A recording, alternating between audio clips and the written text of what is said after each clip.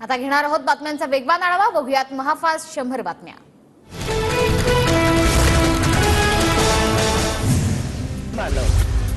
मला बारामतीतून निवडणूक लढवण्यात रस नाही। मी 7 ते 8 वेळा निवडणूक लढलो, आता मला रस नाही। बारामतीतून न लढण्याचे अजित पवारांचे संकेत।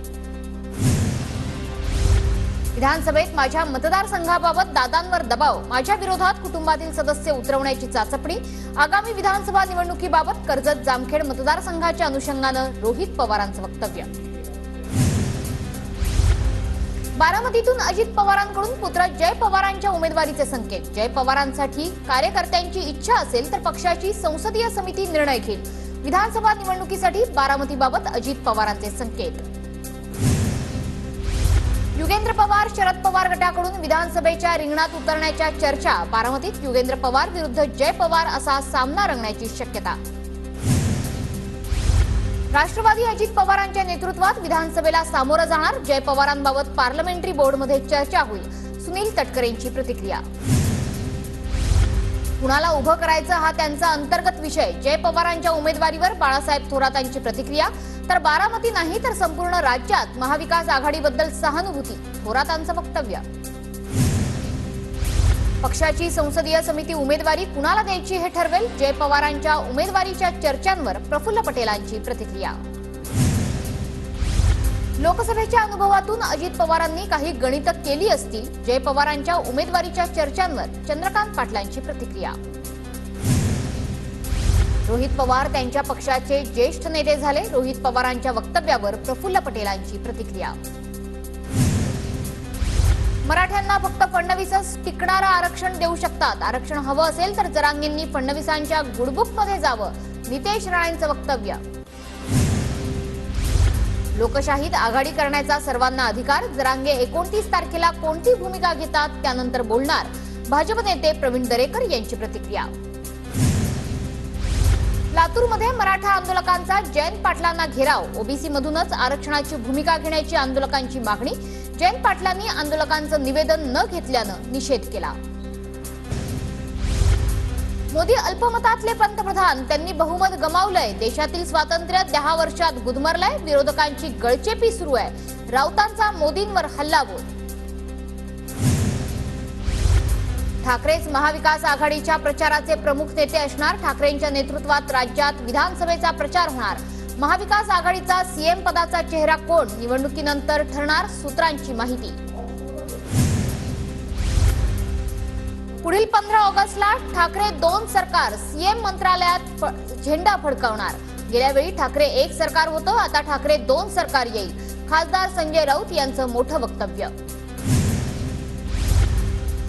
कॅबिनेटमध्ये मुख्यमंत्री शिंदे अजित पवारांमध्ये फाईलवरून वाद। नगरविकासाची फाईल वाचल्याशिवाय सही नाही, दादांची भूमिका। तर अर्थ खात्याच्या फाईलवरून मी सुद्धा तसंच करेन, शिंदे आक्रमक, सूत्रांची माहिती।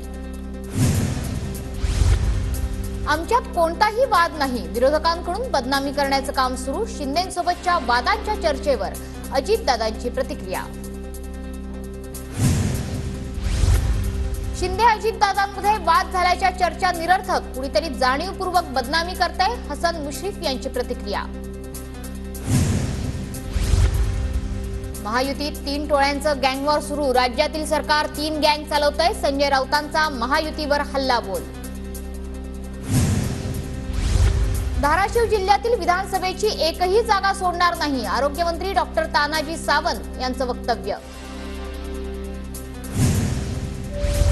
लोकसभेत आम्ही मागे पडलो, मात्र विधानसभेत उत्तर महाराष्ट्रात आम्ही सर्वाधिक जागा जिंकू। महायुतीच्या जागा निवडून येण्यावर गिरीश महाजन यांचा दावा। आमदार प्रकाश आवाडेंकडून इचलकरंजी विधानसभेतून राहुल आवाडेंच्या नावाची घोषणा। मी यावेळी निवडणूक लढवणार नसल्याचं प्रकाश आवाडेंकडून जाहीर। माझ्या दौऱ्यादरम्यान सुप्रिया सुळेही तिथे असतील तर त्यांना भेटणार। रक्षाबंधनाला सुप्रिया सुळेंना भेटणार का, या प्रश्नावर अजित पवारांचं उत्तर। चंद्रपुरात लाडकी बहीण योजनेचे पैसे लाभार्थ्यांच्या खात्यात जमा होण्यास सुरुवात। शिवसेनेच्या शिंदे गटाकडून मिठाई वाटत, आनंद व्यक्त। छत्रपती संभाजीनगर जिल्ह्यात लाडकी बहीण योजनेअंतर्गत महिलांच्या खात्यात पैसे जमा व्हायला सुरुवात। लाभार्थी महिलांकडून सरकारचे आभार व्यक्त।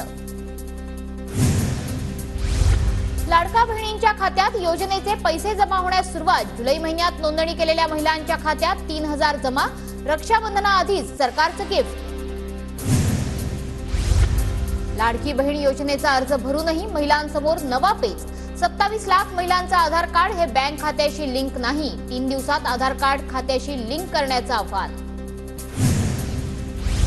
नाशिक जिल्ह्यात 1,43,000 महिला लाडकी बहीण योजनेपासून वंचित राहणार. योजनेस पात्र ठरूनही बँक खातं आधार लिंक नसल्यानं लाभ देण्यात अडचणी. लाडकी बहीण योजनेअंतर्गत 35 लाख महिलांच्या खात्यात पैसे जमा, तर महिन्याअखेर 1.25 कोटी महिलांच्या खात्यावर पैसे जमा होतील. उपमुख्यमंत्री अजित पवार यांची माहिती. लाडक्या बहिणी योजनेचे पैसे हे खात्यात जमा होण्यास सुरुवात. 17 तारखेपर्यंत 1 कोटी महिलांच्या खात्यात पैसे जमा होणार. उपमुख्यमंत्री देवेंद्र फडणवीसांचं आश्वासन. बहिणींनी आलेले पैसे बँकेतून लवकर काढून घ्यावे. भाजपचे लोक म्हणाले की पैसे परत घेणार. सुप्रिया सुळेंनी सरकारला टोला लगावला. विरोधकांचा लाडकी बहीण योजनेला असलेला विरोध नैराश्यातून. टीका करताना सभ्यता बाळगावी. सुनील तटकरेंचं सुप्रिया सुळेंना प्रत्युत्तर. सुप्रियाताईंनी काळजी करू नये. लाडक्या बहिणींच्या काळजीसाठी भाऊ समर्थ आहेत. नितेश राणेंचं सुप्रिया सुळेंना प्रत्युत्तर. सरकार नसलं तरी सर्वांना सावली देणारा वटवृक्ष म्हणजे शरद पवार. काँग्रेस नेते बाळासाहेब थोरातांकडून शरद पवारांची स्तुती. काही पक्षी घरट्यातून उडून गेले तरी पवारांना त्याचं काही वाटत नाही. थोरातांचं अजितदादांवर अप्रत्यक्ष भाष्य.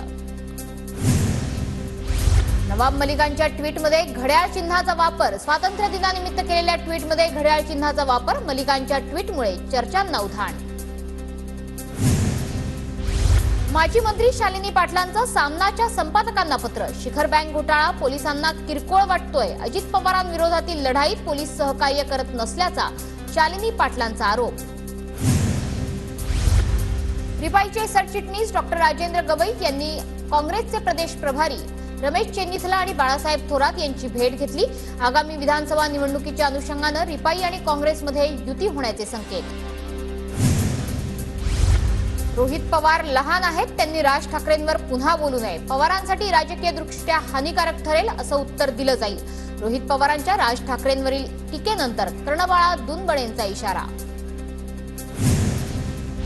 राष्ट्रवादी काँग्रेस शरद पवार गटाची शिवस्वराज्य यात्रा बीडच्या केजमध्ये दाखल. खासदार बजरंग बाप्पा सोनवणेंकडून जोरदार स्वागत.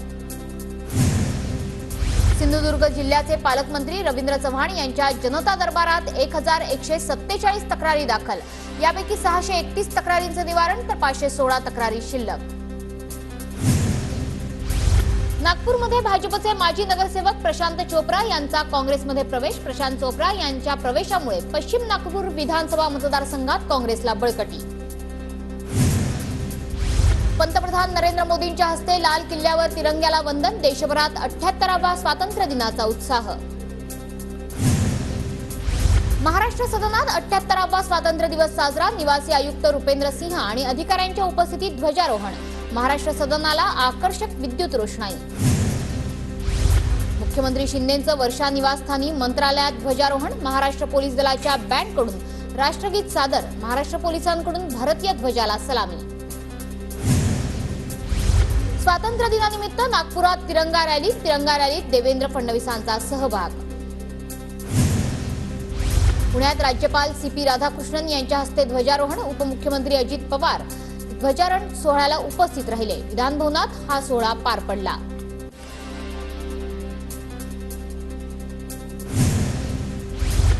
तिन्ही सैन्य दलाकडून लाल किल्ल्यावर पंतप्रधान नरेंद्र मोदींना सलामी. दिल्लीतील लाल किल्ल्यात स्वातंत्र्य दिनाचा उत्साह.